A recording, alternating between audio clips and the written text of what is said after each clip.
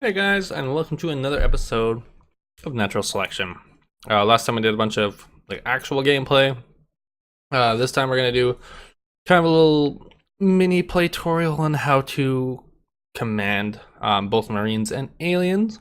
Well, with that said, let us jump right into it.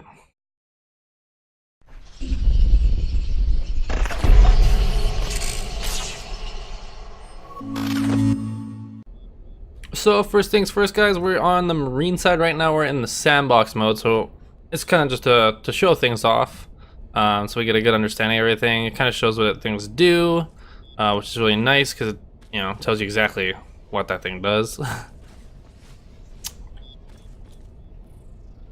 Take a minute to look at some stuff. You can always pause if you're interested in seeing what this says it does. But we're gonna do some command station stuff, which is this box. From here we got a top-down view.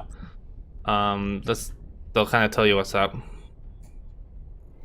So from here we kind of have an idea of what's going on. We can zoom out a little bit. We got a whole view of the map. Obviously the first and most important thing to do when you're a commander is resource nodes, because that's what's gonna fuel your team. The second thing I always do, at least when I'm a commander, you have one of these guys here, which is an infantry portal. That's what creates guys. So I always like to build another one of those right off the bat, because then lots of guys are going to die off the bat in the beginning, especially because aliens are more powerful than Marines at the start. After that, we kind of want to just focus on getting some map control, getting some of the resource nodes around the map, because that's gonna out of range. Psh. I guess I can't do that because there's actually nobody around here. But yeah, you want to collect as many of these as you can, because that's going to get you resources for your team, and the more resources you have, of course, the more stuff you can build.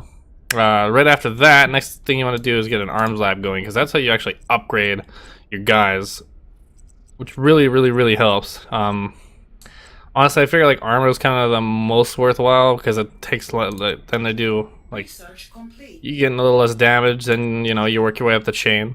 Also, and the next most important thing is from the observatory. That's how you research phase gates. That's really important, because that's how you get your guys around the map really quickly. Also, it's good to have these around anywhere that you might need to reinforce, because if you distress beacon, if you're getting a ton of guys attacking base right off the bat, distress beacon will send everyone back. So that's really handy. So not only that, but armory is a really good idea, of course, because that's how you start researching weapons. So that's shotgun. From shotgun you can work your way up to different stuff. Of course, everything costs research, so of course you need to control the nodes. And the whole time you're doing all of these things, you need to make sure everyone's doing okay and they have everything they need. So it's pretty wild.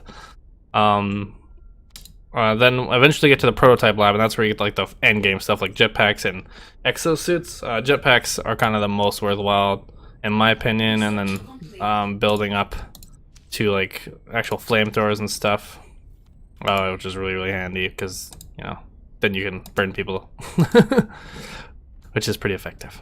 Robotic lab, most people really don't worry about it, because it's not super duper useful. It can be there's some really good strategies where you build these, because then you get to build arcs, and arcs are this cannons you probably saw in that one episode when I was playing Marines. They had them shoot the alien base, and they can shoot through walls and stuff. So if you can't push into their base, but you can just get in range, outside the walls, even you can shoot through walls with them. They're crazy cannons. And they do lots of damage, and that will really help you out. But yeah, just guess a recap.